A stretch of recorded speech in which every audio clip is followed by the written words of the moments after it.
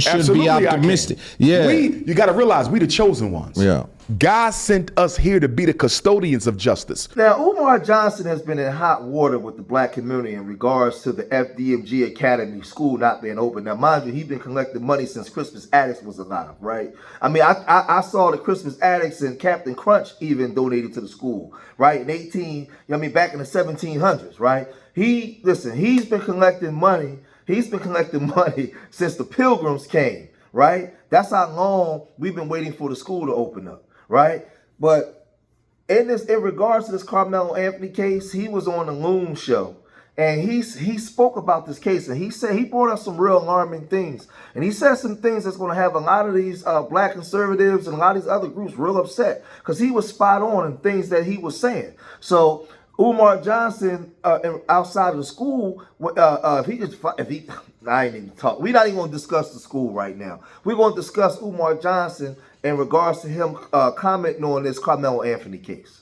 Why do you think there's been research, Loon, where they ask white people if you can pick your jury, who would you like to have on there? Almost every white person said they wanted black people on their jury. These are the people you mistreated your whole life. And you still want them on your jury. Because guess what, Loon? After they get finished calling us crack addicts, after they get finished calling us drug dealers, after they get finished calling us baby moms, after they get finished calling us eternal victims, you know what they also got to call us? The fairest people God ever put on this planet.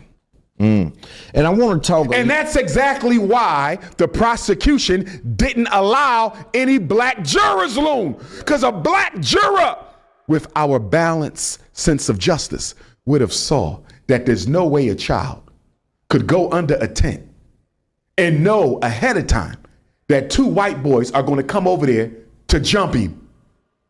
Him having a knife, it's a complete contradiction for Caucasian nation to say, why did he have a knife? You walk around with guns every day. When you put your gun on your hip this morning, did you do it with the intent to kill anybody? Loon, these white people fight for the right to carry a gun out the house every day. Did you leave your house with the intent to take a life with that gun? No, you didn't. So why are you going to say this little black boy left his house with the intent to shank somebody with a 3-inch blade? It's funny how they do that in this Texas. Everybody's walking around with a knife or a gun. And mind you, he wasn't in the school. So my whole thing is, even if you wanted to find him guilty of like criminal neglect or manslaughter, it definitely wasn't first degree murder. That's for sure. Because if even if he has the knife in his bag, he's sitting there minding his business. He has no way. He didn't leave and say, touch me again, I'll be right back, and go to his car and think about what he's going to do where it's premeditated. He didn't do none of that. It happened right there in the passion. In the spur of the moment, something went down, boom, it happened. He didn't get hit and come back the next day, right, and tweet about it or say, I'm going to do this. No, it happened right there at that various exact minute. So for the judge to allow that to go premeditated, that's grounds for appeal in this place. How can it be? No, you said touch me again. It's not premeditated. That's in the spur of the moment, in the passion of it. Premeditated is when we on the phone and we talking, I say, wait till I see you again. And I'm telling you, wait till I see you again. That's where the premeditation and all that stuff come into play. Not right there at the spur of the moment. The Judge Roach knew this. The DA knew this. He was overcharged. He was overcharged. We're in a state where everybody's carrying something, right? So even if he has to go to jail for some time, it wasn't 35 years. It wasn't first degree murder. That's for sure.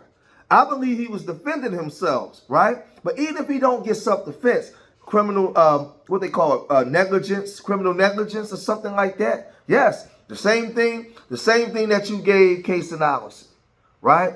Loon, do you really think a 5'8", 135-pound kid armed only with a 3.5-inch knife? Listen to this. Do you really think a 5'8", 135-pound child whose only weapon is a 3.5-inch knife, Loon?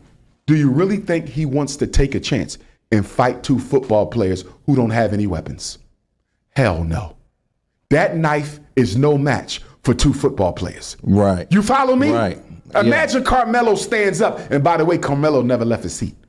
How can he be the perpetrator? But what He never left his seat, Lou. what do you say to them? But wait, this is what I want. Let me finish. Go ahead. I'm sorry. Go ahead. The prosecution know how fair black people are, so he couldn't have any on the jury. And why couldn't he have any on the jury, Loon? Because in the state of Texas, if you're on trial for murder, the verdict of the jury must be unanimous. Exactly. If one black person would have made it onto that jury, Carmelo doesn't go to jail for 35 years. The prosecution knew that, which automatically tells you what?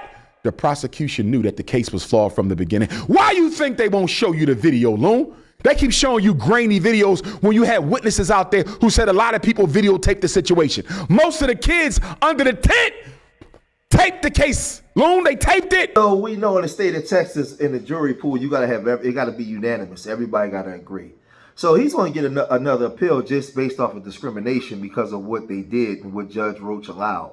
They knew for a fact that had you to put one of those black persons on there, they wouldn't have agreed to first-degree murder. They would have probably said either criminal neglect or manslaughter. They wouldn't have went with first degree because they would have said that this wasn't premeditated. They knew that. They knew that. That's why they came back at 3 hours. Now, where Carmelo made the mistake was, this incident happened in front of all his friends, right? So they was easily be coached. That boy Eddie, somebody was recording, because I'm going to tell you something. When we see the video, there was words and confrontations before it led up to the situation. So right there at the scene, right? You mean to tell me these kids record everything? Nobody pulled their phones out when they about to say fight, fight. They're about to be a fight. Yeah, okay. Eddie lied and perjured himself under oath, where he said they wasn't friends, and we found out that they was friends, right? So where Carmelo made the mistake, this happens in front of the friends and them people that live in that town that got to go back to that town. So he turned his back on Carmelo, right? And I guarantee you, well, if they hadn't erased it, them kids recorded this. They got a clear recording of everything that happened. Remember, Carmelo never stood up. He was sitting down. So he was being harassed by all of them on every side, right? Why did we never see a clear video? Because if you would have saw a clear video, you would have saw that Carmelo was not just in an altercation, okay, with Austin, right? It was Austin and Hunter. And not only was it Austin and Hunter, there were two other boys. 4 boys tried to jump Carmelo, Loon. 4 of them. This is why they never showed you the video. Why you think, and I don't want to mix up the twins, understandably, one is deceased. I believe Hunter is still alive. Yes, Austin. Let me ask you a question, Loon. Do you have a twin? No. Imagine you have a twin, right? Another Loon. We're going to call him Boone, right? Loon and Boone. Boone was murdered. His killer is on trial for his life. You were there when that man took your twin brother's life. Can I ask you a question, Loon? How under heaven do you not take the stand in your brother's murder? Right.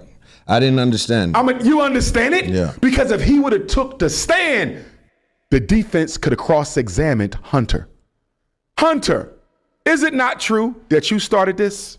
Hunter, is it not true that you and your brother jumped Carmelo? Hunter, is it not true that it was 4 of you and not just your brother? And see, Hunter would never get on a stand because from the video is grainy, but when the information we're given, we can see the video, he never stood up, right? He was sitting down, and that was said inside the courtroom in the transcripts. We saw that he went straight up in the air and then over, right? So he was being attacked because we seen a push this way, a push this way, a push back here, and then boom. So he was being attacked from both sides, right?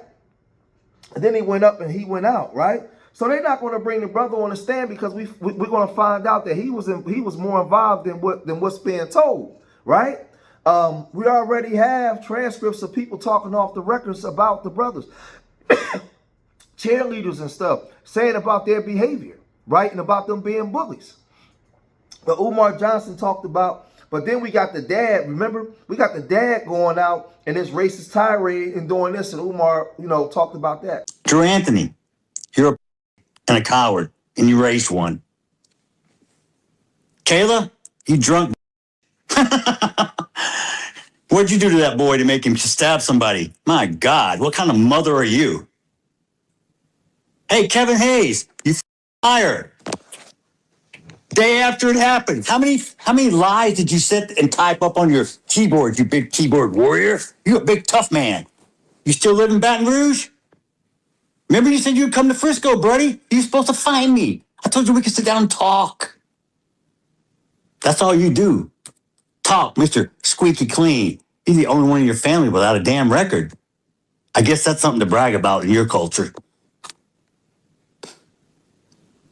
You people hang your hat on the dumbest shit I've ever seen. Let me make one up. Y'all can let me make something racist up so y'all can go viral. I got a new name for Mello, okay? Because he was such this little boy y'all were trying to portray. How about Watermelon Felon? How's that one strike you? But let me show you the Machiavellian military mindset of Caucasians. Let me show you the Machiavellian military mindset of Caucasian. What was Daddy Metcalf doing before the trial, Lone? He was being very aggressive. No, before the trial started, he was going to the press conferences, extending an olive branch. Well, no, one of them he went and he was standing in they kicked him out. They did, but he said he started to came there change. to be supportive. So he tried to start to act like he was. He tried to act like a friend to the Anthonys to get inside. What's the movie coming out right now, Lone? Odyssey. Everybody need to go watch Odyssey. What was the basis of Odyssey? It was the Trojan horse. We're going to pose as a friend, send them a gift, and once the Trojan horse is behind enemy territory, let loose and destroy their ass. That's exactly what Daddy Metcalf was going to do. How do you go from going to the press conferences, trying to extend an olive branch, trying to establish some sort of conciliatory agenda, trying to achieve solidarity with the boy who accidentally took your son's life? How do you go from being a friend to the Carmelos to calling them watermelon felons in black BITCHs? He was never a friend. You cannot trust your enemy, Loon. And the father spoke how he really felt. Now, I'm going to say this, right? I'm not even mad at him for saying what he said. If my son was unalive, it's up for life. I get that part. But for you to come and act like you want to pray with the family, you want to sit with the family, ain't no way in the world, if my son just unalive your son, I'm going to let you anywhere near my wife to pray. You think this is? You ain't holding hands with you ain't getting nowhere near my wife. You might want to come in there and get revenge. Man, ain't nobody got time for that, man. Especially in this country, know how the relationships between black and white is. Man, you crazy. You crazy. You're not getting around my wife or any of my children. None of that. Escort this guy out the building. We ain't having that. That was all a PR thing by them to try to make us look like we're bad people. That's all that was, man. You don't trust your enemies, man. He was never an ally. Never. See, and you know what's funny? The mother ain't said nothing. She's somewhere mourning. It's this guy talking to Watermelon Felon and talking about slavery and talking about we fought like. That's him doing all that. The mom ain't said a word. The mom ain't said a word. So Umar's absolutely right. But y'all let me know what y'all think when it comes to this. What's your opinion, again, when it comes to this situation, man? I believe that he's going to get a new appeal based off of what happened during the jury pool process. He's going to get another appeal. He's going to get another appeal based off the video. But y'all let me know what y'all think. If you made it this far in the video, hit that like button, subscribe to Street Media TV, leave your comments in the comment section. Remember, I love y'all. Till the next time. Peace.